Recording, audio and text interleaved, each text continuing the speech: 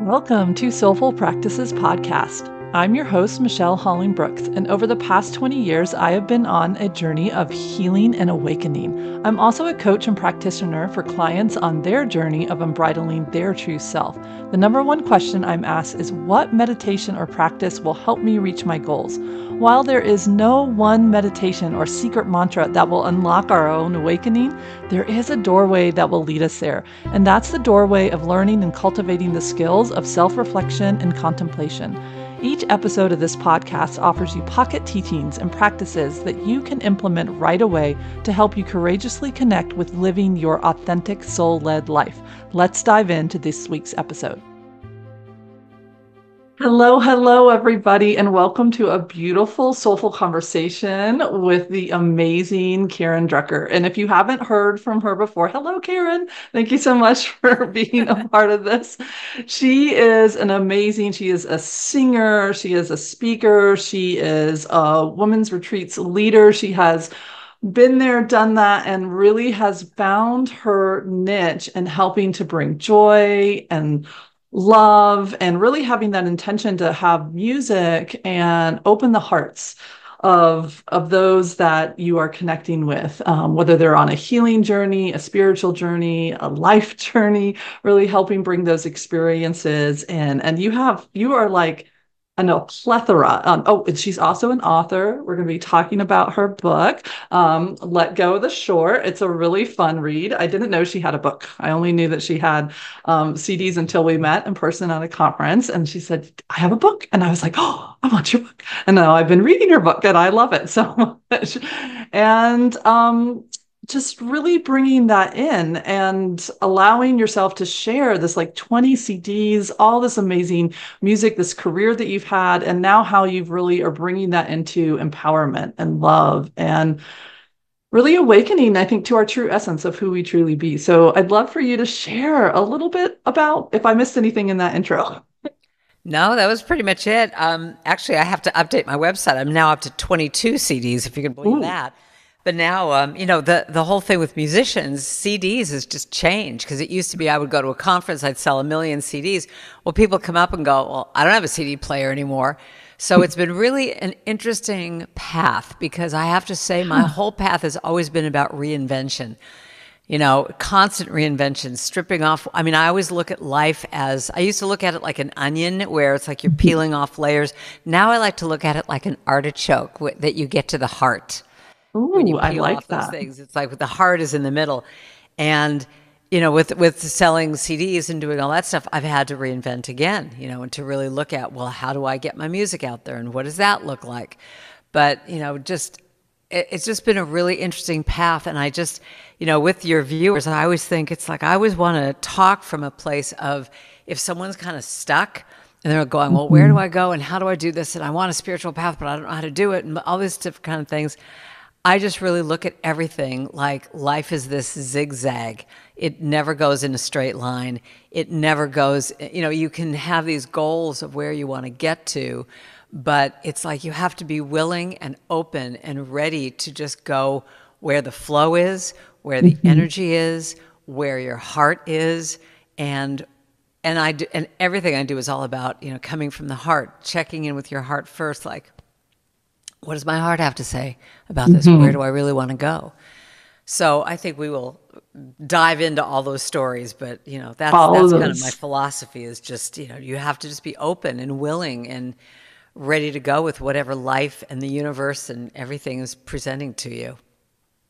I think that's such an amazing thing, like to be willing, to be open, and to be ready to move when that opportunity presents itself, and like having that faith and having that courage. So I'm really curious, because we chatted a little bit at the conference and I got to hear some more of your backstory and then also from your book, and excuse me, taking those leaps, like moving where the tide is moving you.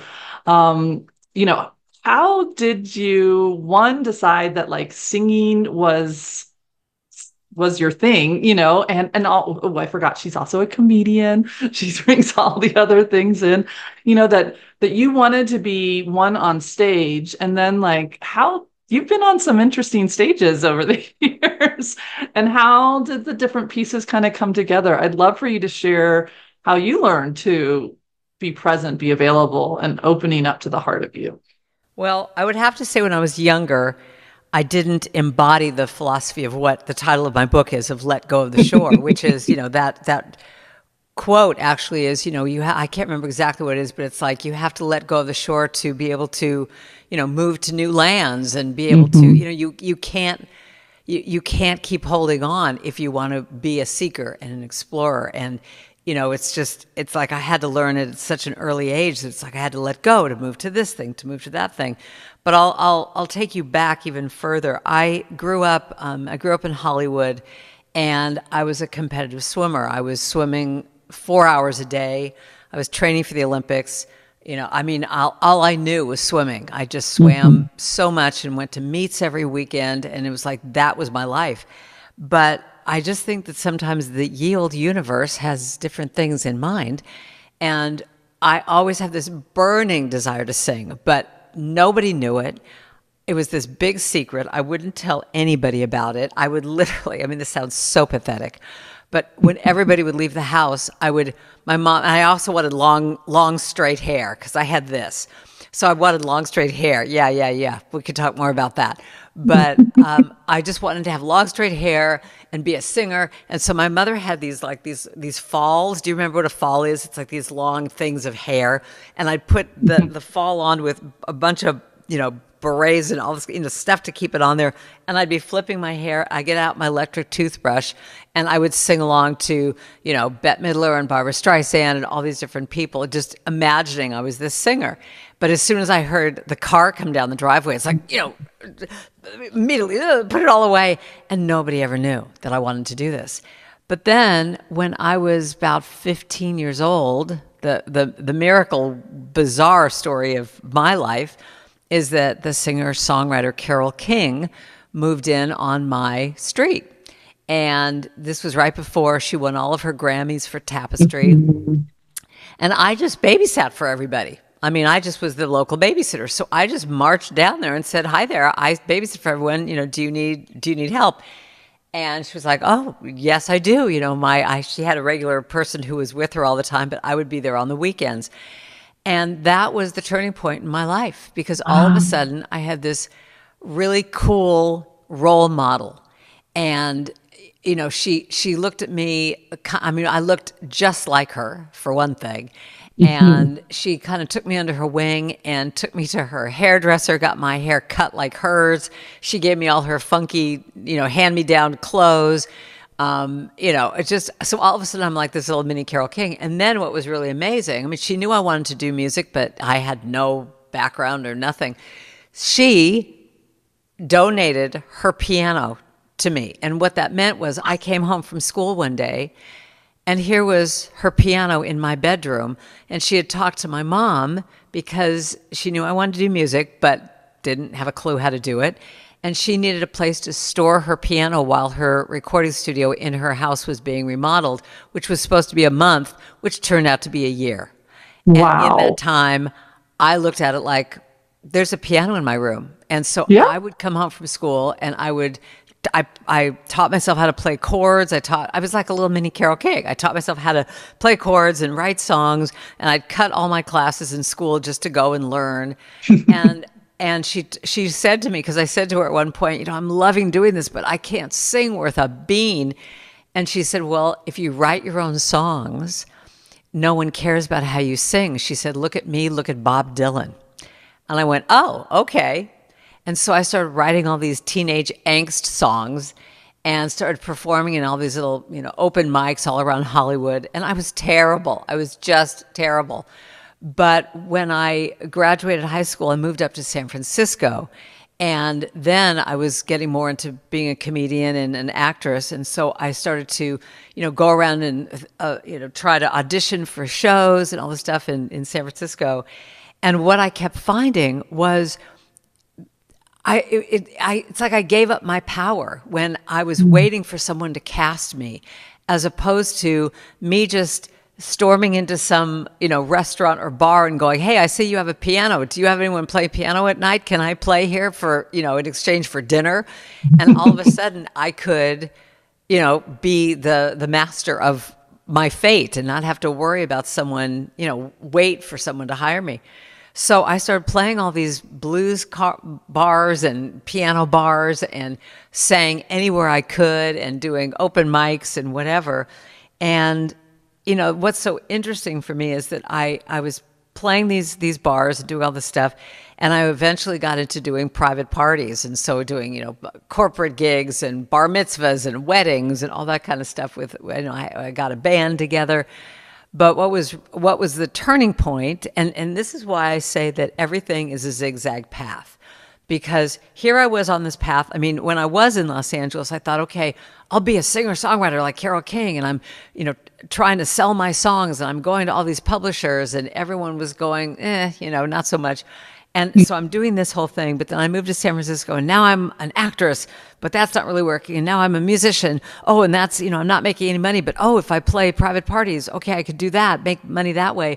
And then what happened, the turning point for me really, and that's the main part that I get the most juiced about, is that a friend of mine was playing at what is called a New Thought church. I don't know if your listeners know what New Thought is, but it's like a positive message church. It's Unity Churches, Centers for Spiritual Living. It's a whole network of churches all over the world, but specifically all around the country here, that it's just a positive message church. And they're just doing positive messages. And I always say to people, it's like the church of Oprah. It's that whoever's the minister is going to just do a positive talk. It's not about Jesus. It's just about positivity and knowing the truth of who you are. And my friend called me up and said, "Hey, I need a sub for this Sunday. Can you come and sing, at my church?" And I'm like, I play in rock and roll bars and blues bars. I don't do church. And she said, "Oh, you'll make $100. What else are you going to do on a Sunday morning?" I'm like, "Well, okay." She said, "Just sing a few happy songs." And I walked in there and sang a few happy songs, and people were enthusiastic. And I was listening to the message going, well, I really resonate with this. And she kept subbing to me more and more. And from that place, I started writing these little songs that would go along with the minister's message. And, that's where the zigzag really comes in, because it's like I had this way that I was going, and it all of a sudden goes over here. And then, from that, I started to become a music director of another church where I was there every week writing songs.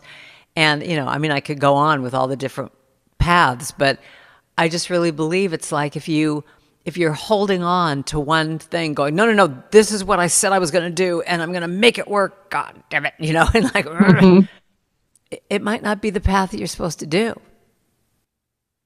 I love that message of that zigzag, and that we can get in our own way, right? Like when we are holding on and we have such a clear vision, and that, oh, well, this inspiration was given to me, this idea was given to me, and therefore dot dot dot, Carole King, she gave me the piano for a year, so this is the path I'm supposed to be going on.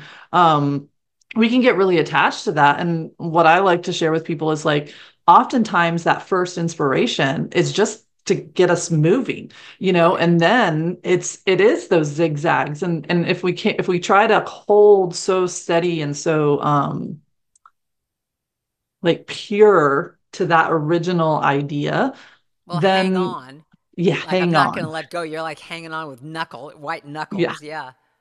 Then we are missing the ones that were in there. One of the things that was in your book that I really resonated with was like you were coming back from doing a big, huge, it was under the Faces of God section. And you were talking about like you had just come home from doing a whole wedding thing that you didn't realize was for these bikers. And so you had ended up like doing this whole like rock and roll thing for like ever. And you were like, I'm done. And you listened to a message. I don't know if you remember the story, but I can jog your memory if you want me to. But like you listened to this message, and I guess the person who you were working with at the church at that time was like, "Hey, could you just do a little chant, a little thing for us?" And you were like, "Oh, I'm tired. This is tomorrow. And, like went to bed, but then got up and then wrote this beautiful chant and mantra that really does help people embrace the face of God that's in everybody, like that thing that you were really upset about. Why is this here? And then all of a sudden, look at this, it's over here. And I thought that was a really fun story because No, that was it's great. again Because a she called me. zigzag. She was like, "Oh, could you just write a little thing?" And I'm like, I was so pissed off. I mean, it just was like it's 2 a.m. And I'm like, "There's no way." And I literally woke up like 5 minutes earlier the next morning and just said, "Okay, God, help me out here. What can I do?" And I just did this real thing and went, "Okay, fine, I got it." And I went to church and I'm playing it, and we would do this thing called a prayer weave where she would be praying a little bit and I'd be playing underneath her, and then I'd go into the chant, and then it'd come back to her doing a little bit of talking and come back to me with the chant. And I'm closing my eyes because I'm also exhausted.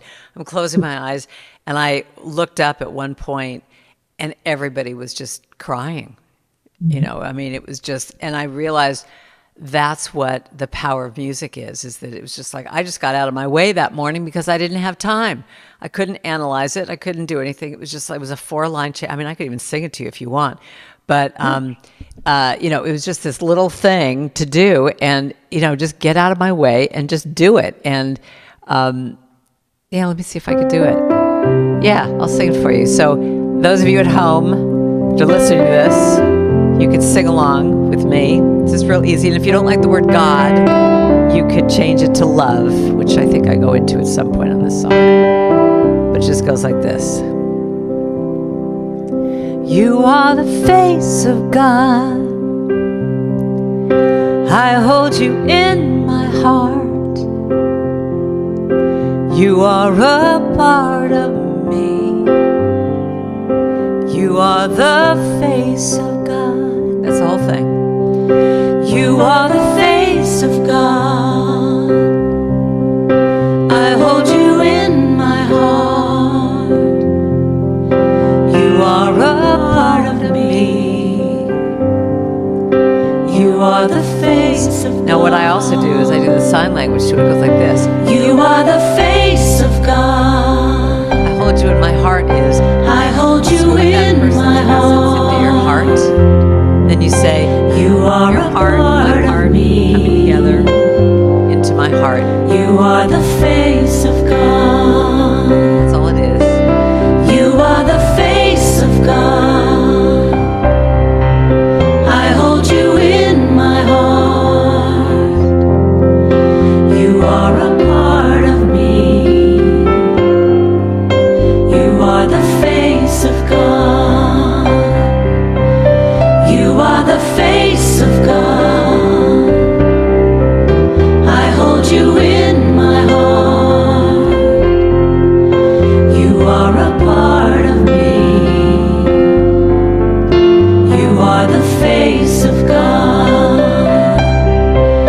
You are the face of God. I hold you in my heart. You are a part of me. You are the face of God. You are the face of God. So just let that wash over you. If you're listening to this right now, just close your eyes. You are a part of me. You can be singing along, or you can just listen. You are the face. But think of someone in your life that you love and say, you are the face of God. And think of someone you have a little issue with. Face of God. Imagine them. And then imagine yourself looking in the mirror to yourself and saying, you are the face of God. You are the face of God. You are the face of God.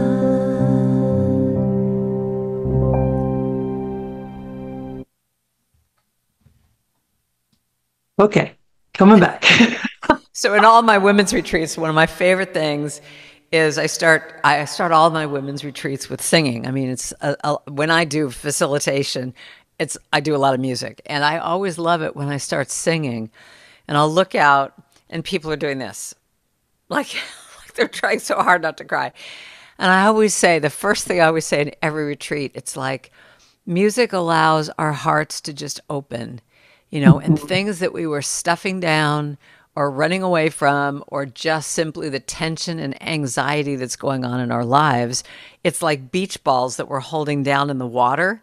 We're just trying so hard to keep those beach balls down.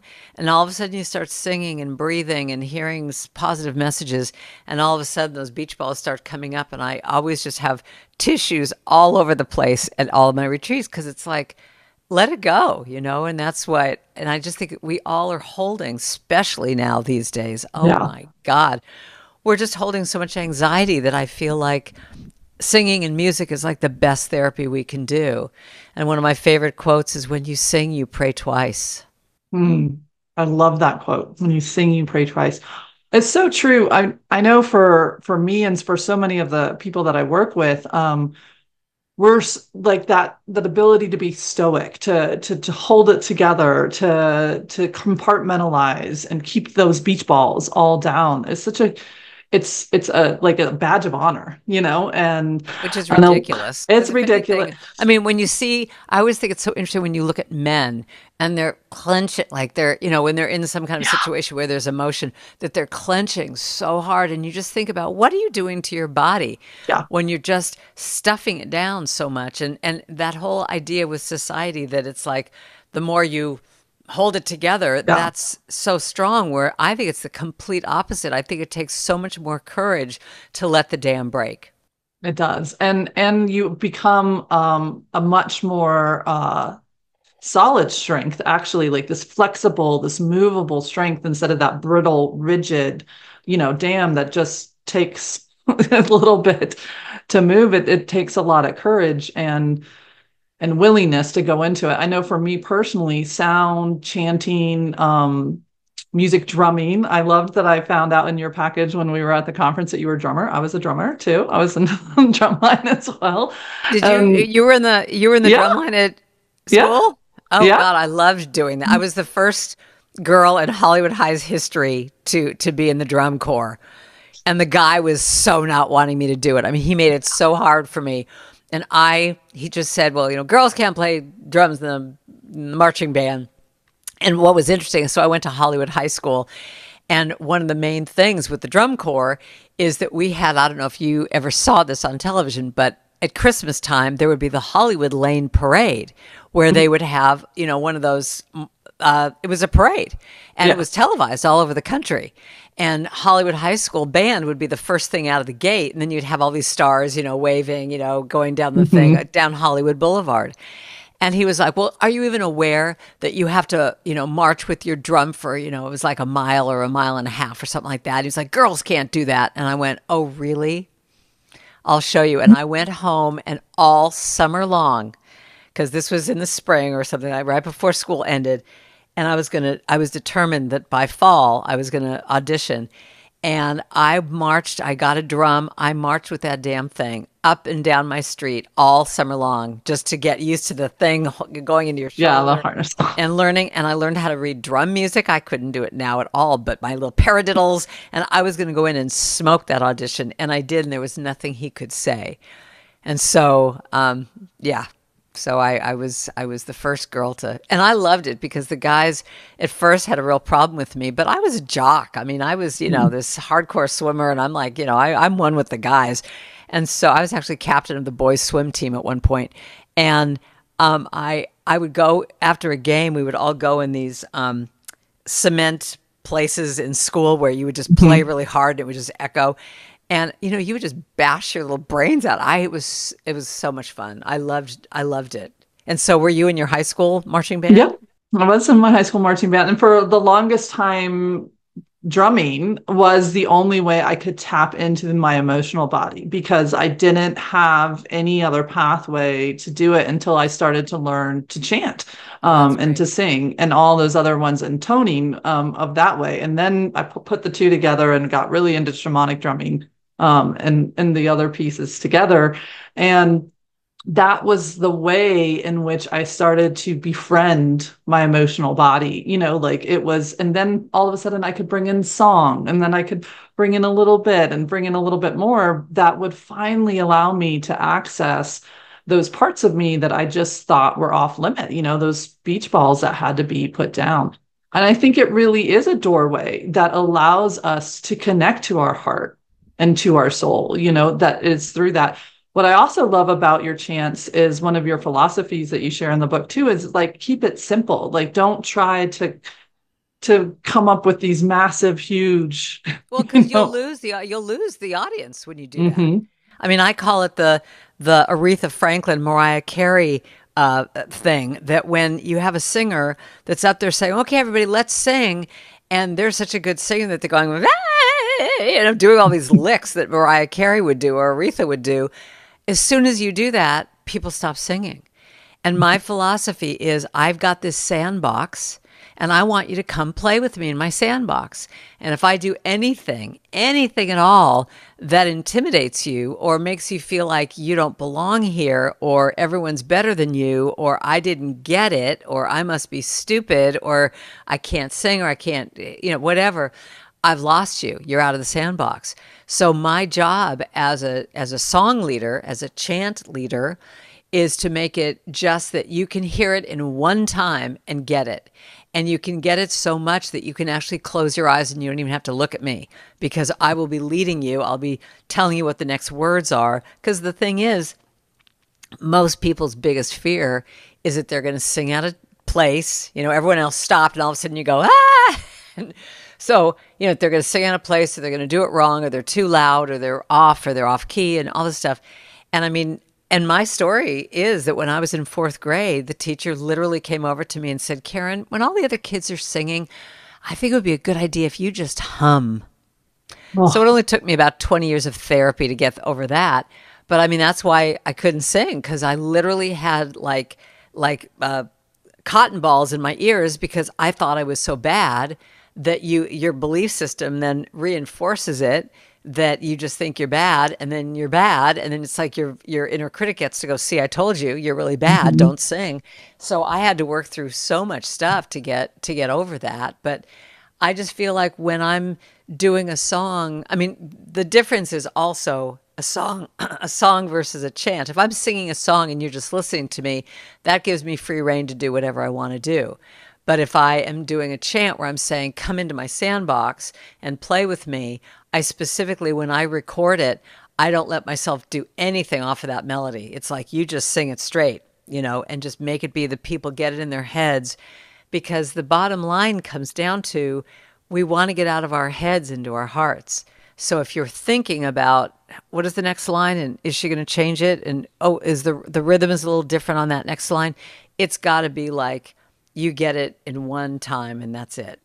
The other piece of the chanting is it does bring us into when we can let the mind let go, because it's not trying to think of matching you or performing or getting into that like acceptance and belonging place. It can give us that centering prayer. It can give us that ability to be in that harmonic rhythm that our body knows what's coming. And so it can actually join us in that conversation. It's true.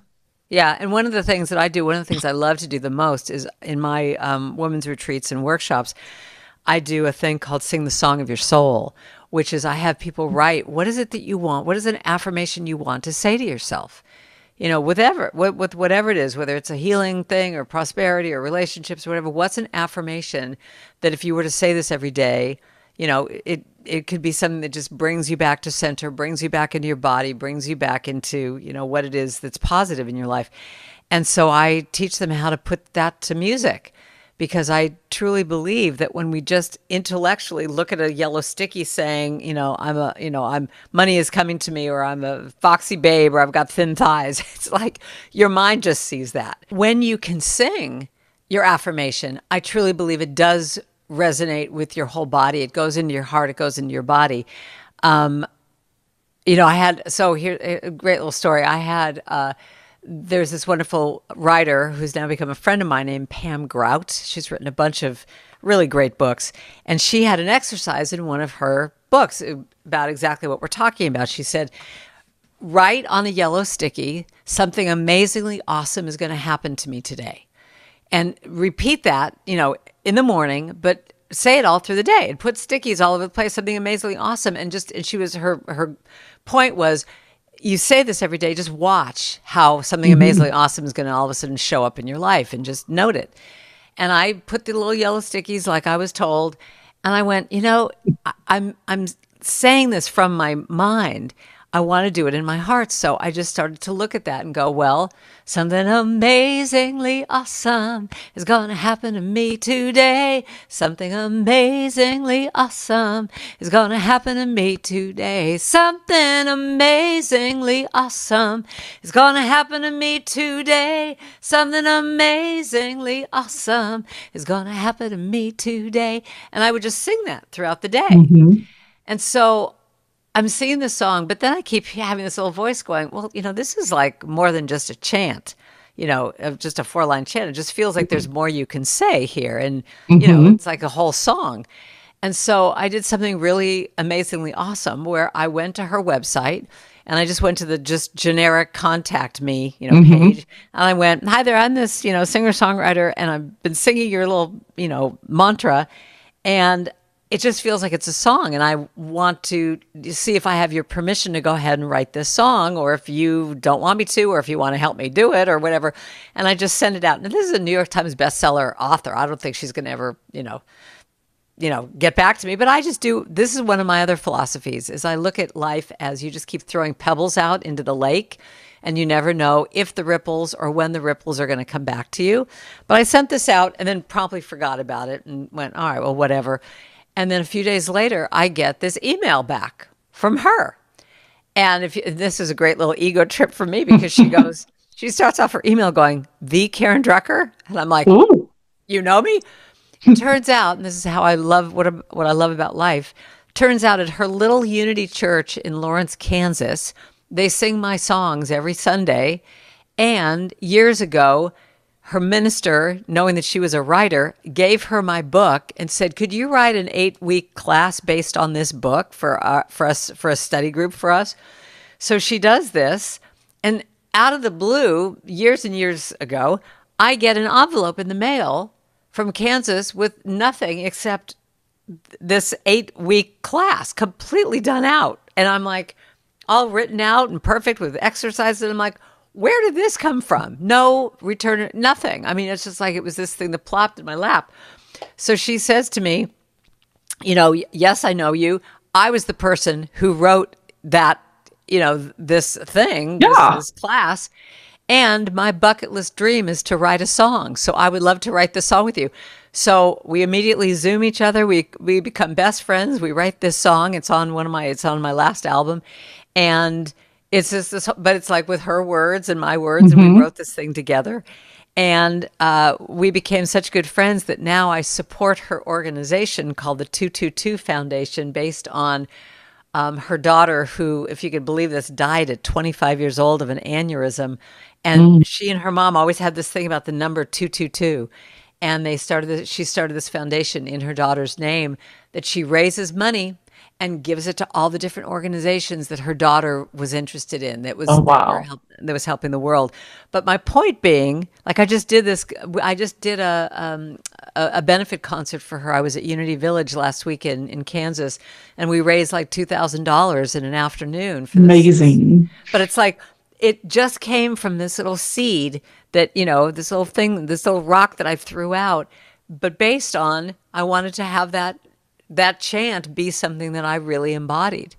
So I say in my classes to people, allow yourself to take a nursery rhyme or a hymn or a children's lullaby or disco inferno or a country song and put your own words to that chorus and sing it. Sing that affirmation to yourself. It's really fun. I love that. I'm gonna play around with that and do that thing. I also love the innate bravery that is within you to follow that guidance. Like, just like when it comes in, a lot of people at that moment, they get that inspiration, they feel that nudge, and then they start poking at it, like, well, I mean, would that be really be me? I mean, it should be somebody else. Maybe who Well, your they're not inner going to critic listen. comes in and goes, "Who do you Yeah. think you are to do Who do you this?" think Right? you are? And I really like, I don't know how much work you've done to get that inner critic to calm down, but I love that you are willing to say, I always call like pull up a chair to it, because I don't think you ever really get it to go quiet, quiet. But I think my thing is like, just tell it to pull up a chair, like pull up a chair, sit down, but I'm still driving. You can't get me to turn the bus around, Yeah. and then see where it goes. Like you said, those pebbles that are in there. Well, I have a lot to say about the inner critic because my inner critic is huge. And I actually, her name is Zelda. Oh, And Zelda is with me all the time, always, just give me a little color commentary right over here about everything. And I think that because, I mean, I even wrote a song called Taming My Inner Critic, that while I'm in the studio recording the song, I'm hearing her go, "This song sucks. No one likes it. It's not funny. It's not good." And I'm like, "Shut up. This is about you." And I have just learned that I'm completely on the same page as you. It does not go away, but you have to learn to dance with it. And you have to mhm. learn. I mean, that's why to me, naming it and claiming Yeah, what it is that what are her tactics that she does to get me off center, because it's her job. I mean, it it's not, is. it's like we It's don't even have to take it to keep personally. you safe. Yeah, Like keep you that's safe. her whole purpose in life. Whole purpose. And so, in a way, if you look at it that way, it's like she's just doing her job. But it's how often, how do you react to her saying stuff? And so I have, all these different things I do. I say, "I know you were there. I hear what you say, but that is not my truth today." Because she could be Mm, bringing up something that was from when I was in junior high school and I had yeah. acne braces and straightening my hair and going, "Well, and it's like I have to be able to say, "Well, that was me when I was 13. Now I'm this age. And, I have these tools and ideas." And so basically what I do is I just let her spout off, say everything Mhm. she's going to say, and go, "Thanks for sharing." And then I go and do it. And I appreciate you saying I'm brave. I don't see myself that way. So that's a real compliment. But I think that I've learned, for me personally, in order for me to do the things that I'm putting myself out for, I have to have a higher purpose. In other words, if it's just for me, it's really hard for me to do it. But if I have a higher purpose, a higher vision, I'm doing it for that vision. So I'll be more specific. When I'm singing a song, when I'm writing a song, especially a healing song or a healing Mhm. chant, and I visualize that person that's going to hear this being in a hospital bed, all their family has gone home or whatever, but their surgery is tomorrow. And they wake up at 2 in the morning with the gremlins in their head, just going, "Oh, worry." And and I literally, I mean, it's the empath in me. I can feel what they're feeling of just that fear. And if I can write a chant that's going to say, "All is well, I can rest, I am safe, all is well," and they're going to hear that over and over, that's what takes me out of myself into the higher vision. And I can literally say to that critic, "Shut up, I have a higher purpose here." And Yeah. that's usually how I do everything I'm doing. And that's why when I did the zigzag path again, going from just being a regular singer, which never really felt comfortable to me because I still don't really think I'm all that great of a singer, it still would be like, it would be if I had that higher purpose of, "Oh, I'm writing healing chants, or I'm writing a chant that's going to help someone get over," if they're picking at that little dream you're talking about, they're going Mhm. to hear the song and go, "Come on," like "I don't have to be perfect. I'm doing the best I can. I give myself permission to be just who I am." If they hear a little song like that, it might give them a thing like going, "Okay, wait a minute. I don't have to be perfect. Let me just start." And that's what is my motivation. So that's why my whole focus changed at that crucial point where I just said, I don't want to just sing song. I don't like singing love songs are great, lovely, but that's not my path. My path is to write a song that's going to inspire me, but also inspire someone else or heal them or heal me. Yeah, and I had told you this when we had met, and just for the community, I handpick who I invite into these soulful conversations because they have been a part of my path. And Karen didn't know, but she was singing to me and I was able to sing with her. during the cancer journey and the healing journey that I was on, because I didn't always have the strength to drum, and I didn't always have the strength to walk and all the other things that I had. But I had that ability to sing, and to sing in my head, and to sing in the thing, and to have that chant with me. And so many of your songs were such a huge part of my world for all those years. So as a recipient of that motivation, I just want to say thank you for being willing to tell Zelda to step back and keep on trucking. And it's so true, because I think it is, our heart is stronger than those protectors in our minds. That's their job. We can't give them a bad rap, but our heart is stronger than that if we can allow ourselves to be guided by that, and to work with that. So grateful. Good job. Well, and thank you. And thank you for telling me. And that's what keeps me going, because I will tell you, I mean, after 22 albums, you would think that I could just walk in the recording studio and go, okay, here I am, get out of my way, let's just put it down. And no, it's like I will have the same fears that came up with my first one, but I know, I mean, this is the other point I wanted to get to with the critic. I now know how she works, because I keep putting myself out. So I keep hearing the same thing. And I think what's the most powerful thing we can do is just start to recognize the patterns. And so in my case, I know one of the first things that happens when I know she's working me is, I call it the fog. And the fog comes in. Yeah. And what happens when you've got fog? You can't see, you're unclear. I get totally overwhelmed. I get unclear. I get just confused. Well, how perfect. If you're driving, you have to literally pull over and stop. And so she's stopping me. And so I have to do all these, techniques to just breathe and, just go, okay, what's the smallest step I can do? How can I be gentle with myself? That's the song I wanted you to look at. One small step. Oh. You want me Sorry. To sing that Anyways, for you? You can keep going. Keep going with your thought. And then yeah. So I mean, one of the things that I do in all of my all my workshops is I talk about this thing called micro movements, which is what is the smallest step that you could do that's going to bring you there, because it's like that's the other way that your critic wins, is that when you make it so big, like I've got to sit down every day and write my book for an hour. Well, what a setup for you to start doing it for 10 minutes. And she comes in and just goes, you really need to eat. And, you haven't called back your mother. You really got, and then all of a sudden you just kind of go off this thing. Well, here's a reframe for you. I heard this from someone, and I think it's so great, that if you're not hearing your critic, if you're not hearing anything, you're not stretching enough.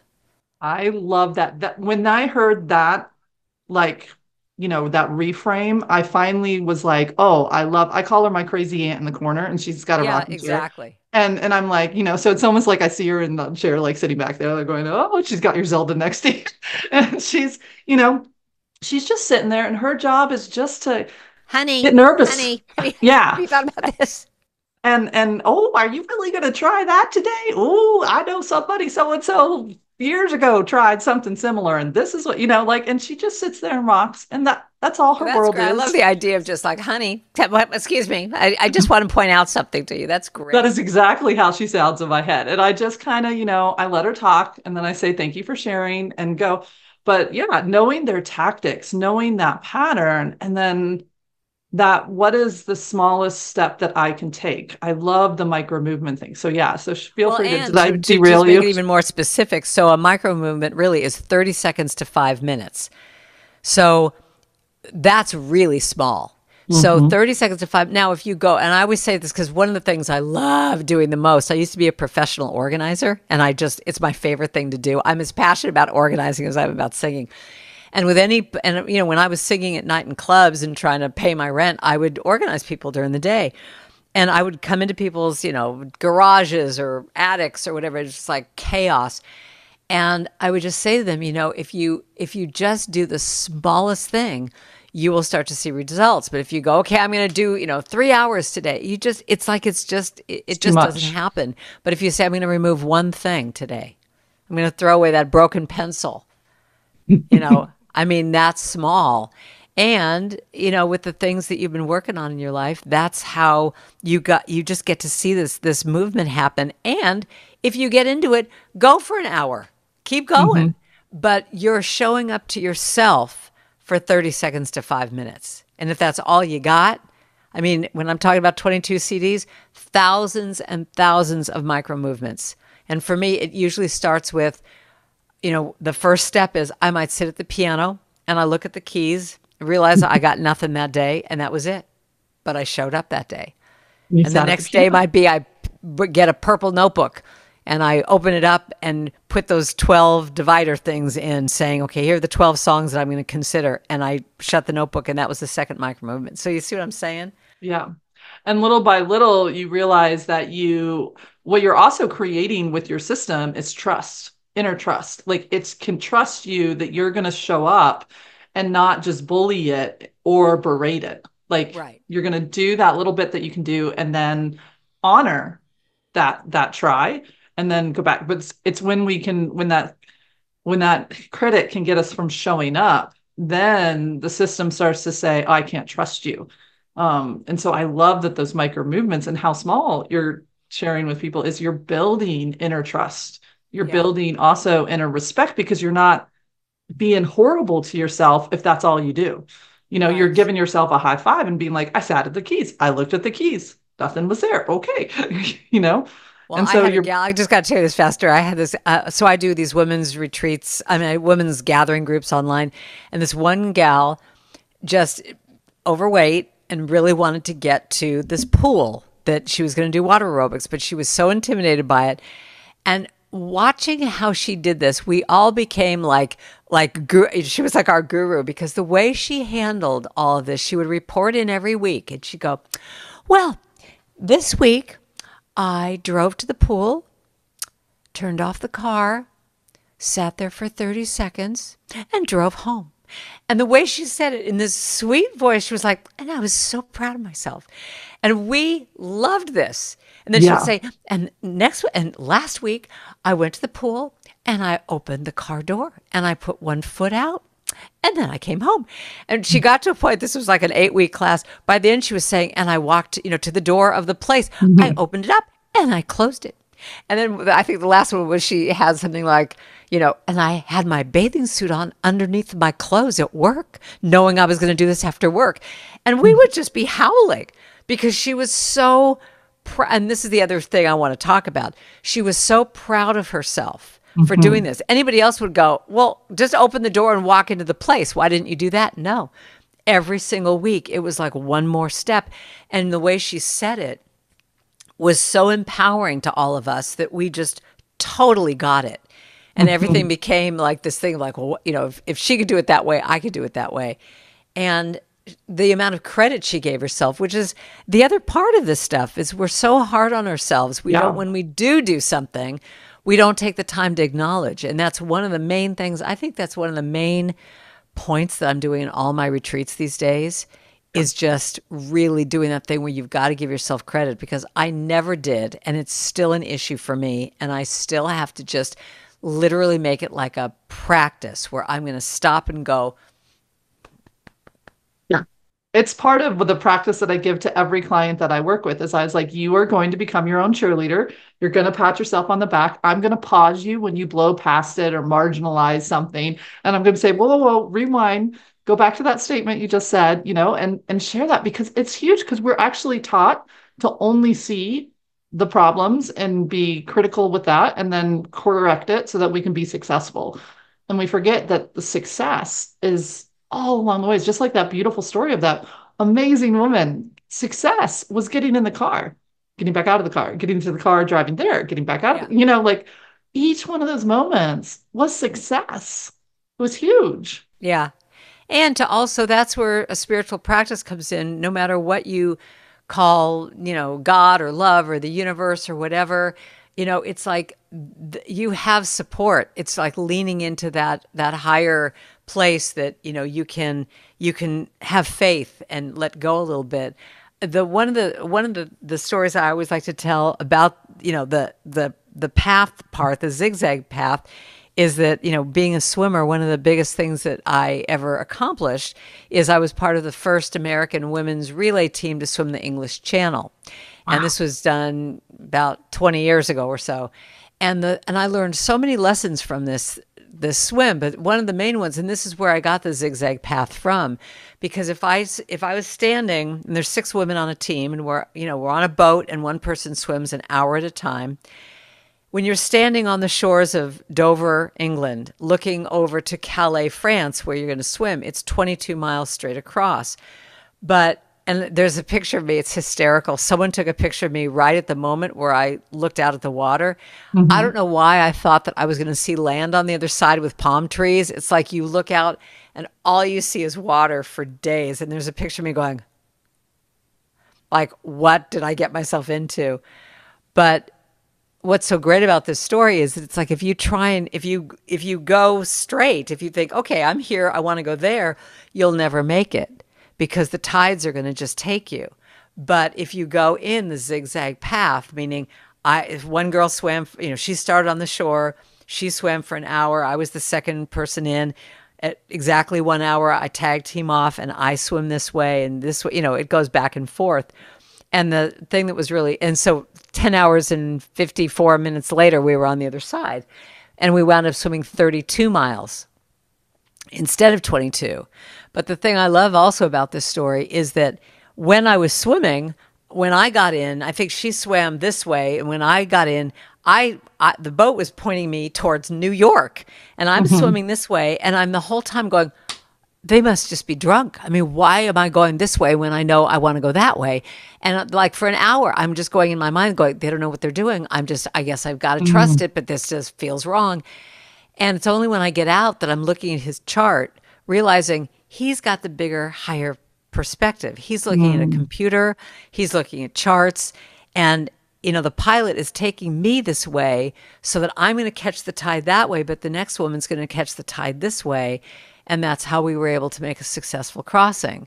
And I think that it's such a great life, analogy, metaphor, I don't even know. Metaphor, all the above. All the above. For me, that it's like, get out of your way. Trust when there's something happening that maybe it's for your highest good and you're not even aware of it, and just allow yourself to go. And that's where we keep talking about the heart. To me, the only way you can trust is like if something feels right in your heart. If something doesn't feel right, you're not supposed to be doing it. You're swimming upstream. It's hard, or you're not getting along with the people around you or whatever. You're not in the flow of it. And when it's right, it's right. Mm-hmm. It's such a true thing. And it goes back to that original where we started, with that gripping is like when we are gripping and your mind was gripping, I think I'm supposed to go that way. I know I'm supposed to go that way. And yet the beautiful thing was the higher power was overseeing you and guiding and keeping each and every one of you in the pocket. But the mind didn't know that. The mind thought it was illogical. Yeah. And so it fights and it fights and it fights. And if we could, again, just let the mind be in the corner, rocking away, like come in when we need executive functioning skills and breaking things down into steps. Sure. Come on in there, but wait for the directions on what we're heading towards. Wait for that to come from the heart and to be in that. And whatever you resist persists. It's like the more you're just fighting stuff, it's like, it just makes it so much harder. Absolutely. Yeah. Absolutely. Well, Karen, I want to be cognizant of our time. We've got about 10 minutes. And so do you want to pick which you don't have to do one small step. I just really like that one. And I love this. But also you wanted to do some kind of like a little meditation-y thing at the end? Yeah. So you can play around with it. I can go a little over. I'm fine. You're great. I'm having a good time. Let me see if I remember this. I haven't sung this in about 1,000 years. So I know. Maybe you know the words better than me. But it is what we were talking about. I love that. It is what we were talking about. I'm taking one small step instead of just looking at the mountain. I'm taking one small step. It gets me closer to my goal. I'm taking one small step instead of looking at the mountain. Then it just won't seem like I've got so far to go. So if you've been listening to this, it's time to get up off your seats and dance.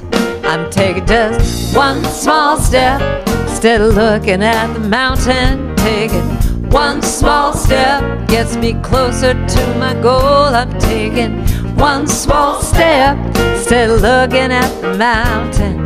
Then it won't seem like I've got so far to go. I've got dreams big as mountains, and I got fears that tend to pop up in my way. But I got a power that's deep inside my soul.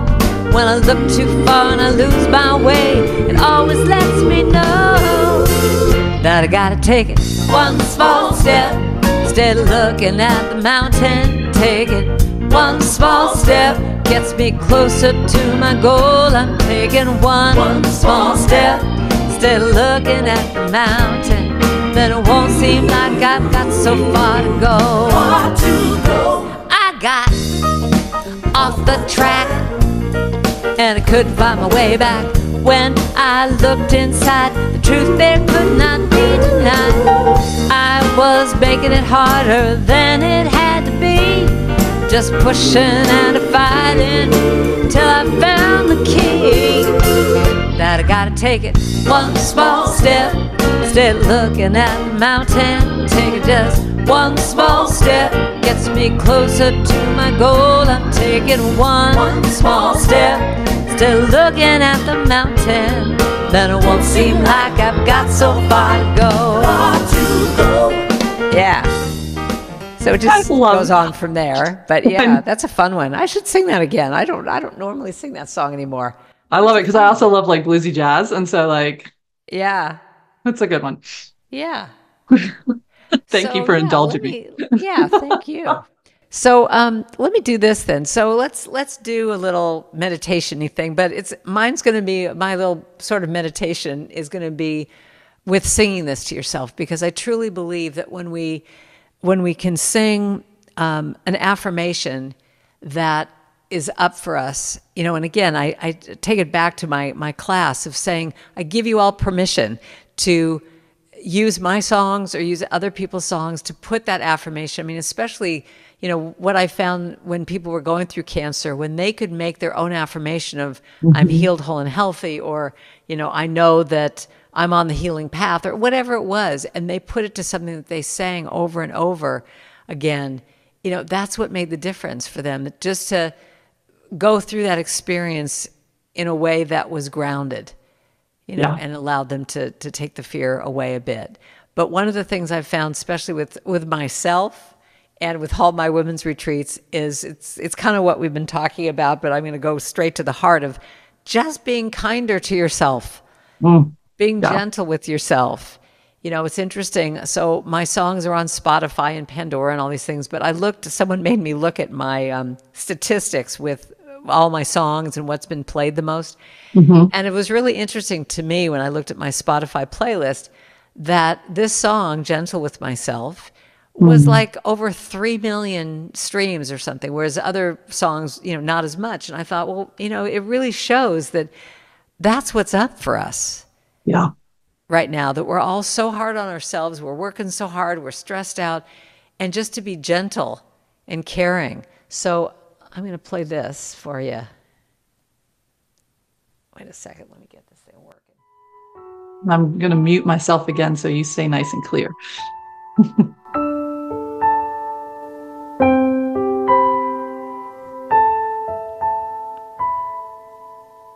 So everyone just take a deep breath right now with me.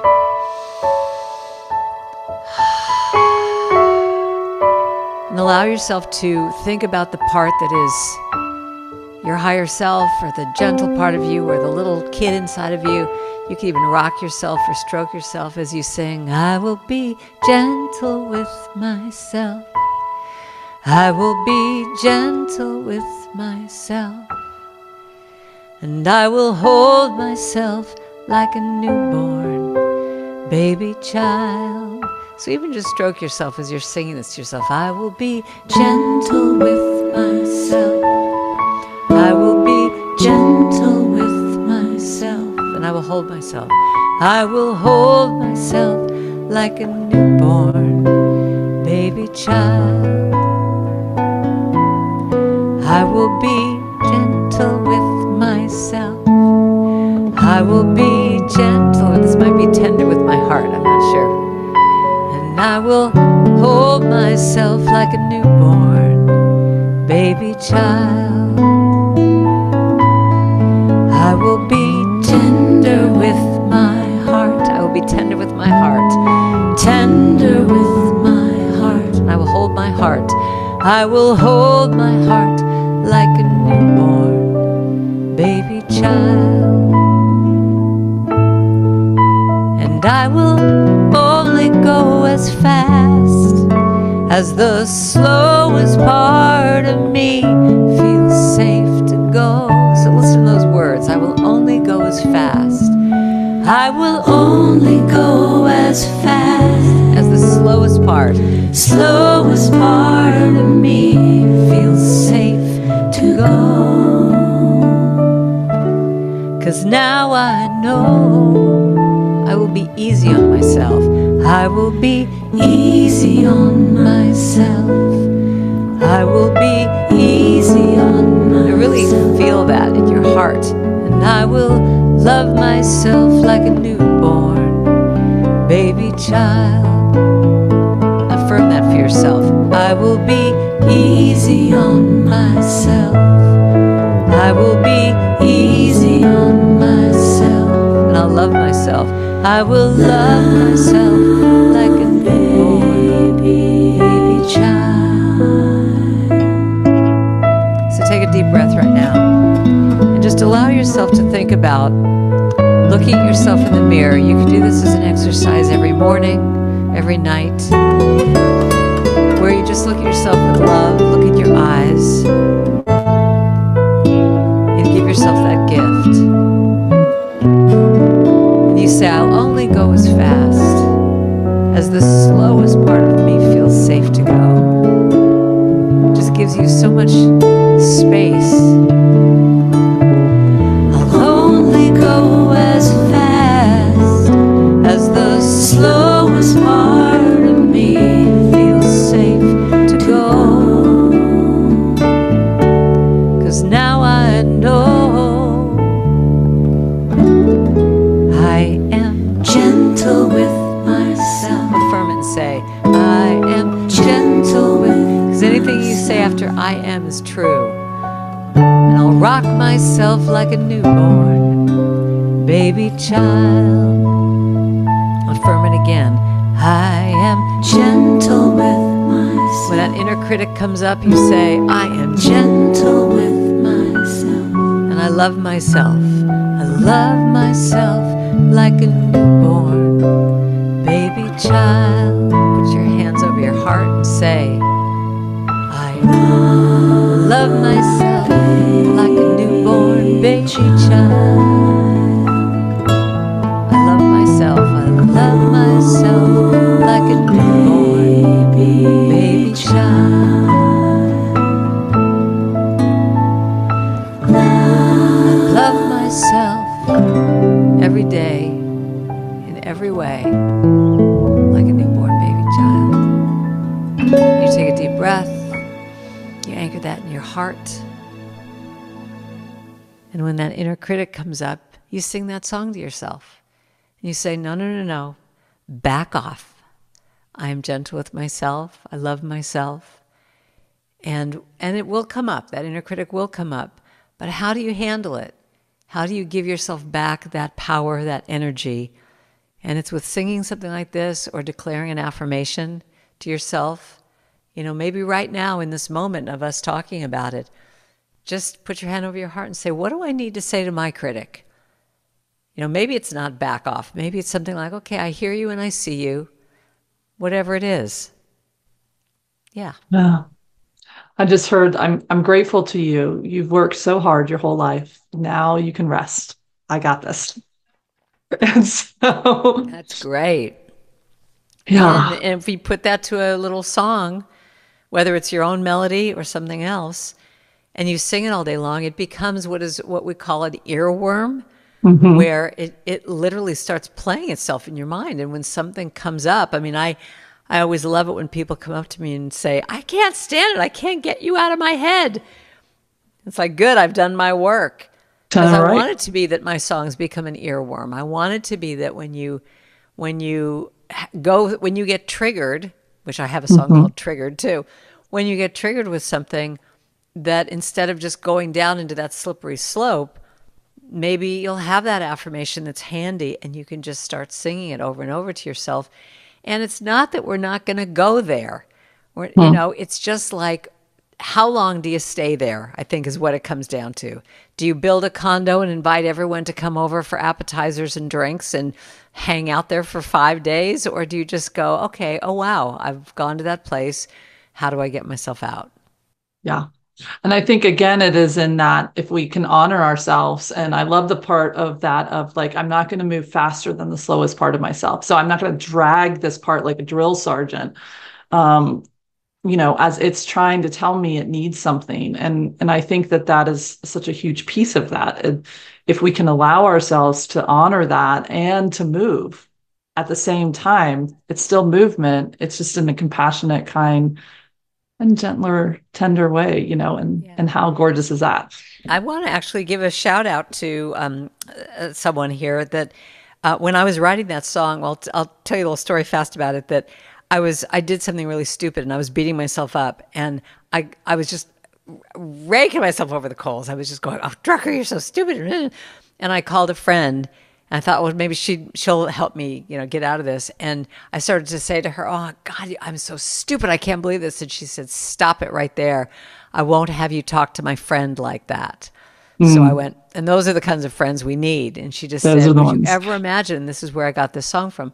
Would you ever imagine speaking to a baby the way you're speaking to yourself right now? Would you ever imagine a newborn that you're going to yell at this newborn, or here's a little toddler trying to walk for the first time? You Hmm. would just be so encouraging and so sweet, and you'd have a whole different tone in your voice. And she said, I want you to hang up the phone and do that exercise to yourself. And that's where that song came from. That's where all of a sudden I heard, I will be gentle. But as I was writing it, I looked, and up on my bulletin board, I had this little bookmark. And it was from my friend Robin Posen, who has this company called For the Little Ones Inside.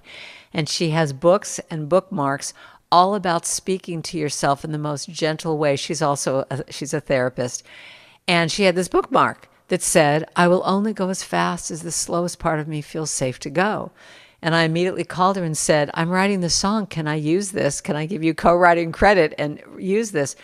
And that one line is so important for all of us because it means it gives us all this space to, with any project you're doing or anything that you're advancing yourself on, that you allow yourself to go as fast as the slowest part feels comfortable. If you're not comfortable, it's not time.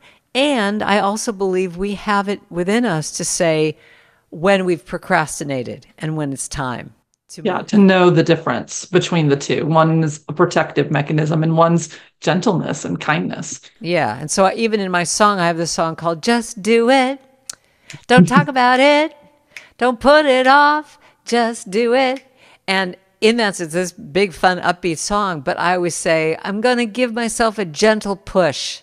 I'm going to start Hmm. today. But that word gentle, I'm going to give myself a gentle push. That's always written for the procrastinator in me.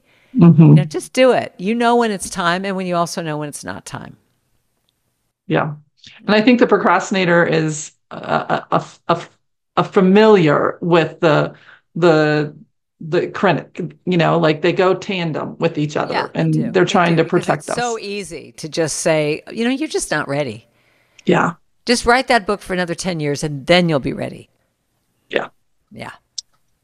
Well, Karen, I have such enjoyed this time together. I enjoyed meeting you and having lunches with you at the conference and being here in the space with you now. If somebody wants to continue to get to know you better, we already know we've got YouTube and Spotify. They can see your music. You have your website that they can go to and find all of that. Do you want to share a little bit more about like what you might have coming up in Yeah, the I fall? would. Yeah, so you could sign up on my Spotify channel, and I also have a YouTube channel. And so my YouTube channel is kind of fun because I've been ever since the pandemic. I started this thing called Second Sunday Sacred Sing at 6. I'm not usually doing it on the second Sunday anymore, but it's called Sacred Sunday at 6. And so what I do every month is I do this free sing along for people who just want an hour of just chanting, and everyone's muted, and you see everyone in their little boxes, they're praying or they're dancing or whatever.